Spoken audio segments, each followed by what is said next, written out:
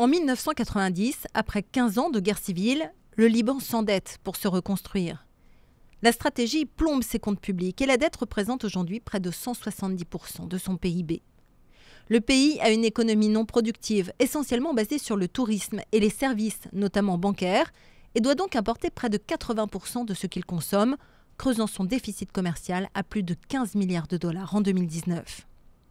Un déséquilibre permis par l'indexation de la livre libanaise sur le dollar est possible uniquement grâce à l'apport constant de devises via les investissements étrangers en provenance du Golfe et les transferts monétaires de la diaspora.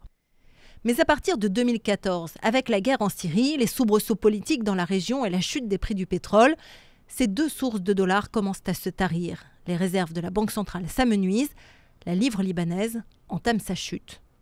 Au point qu'en 2019, les banques limitent les retraits et les transferts d'argent vers l'étranger pour empêcher une fuite massive de capitaux.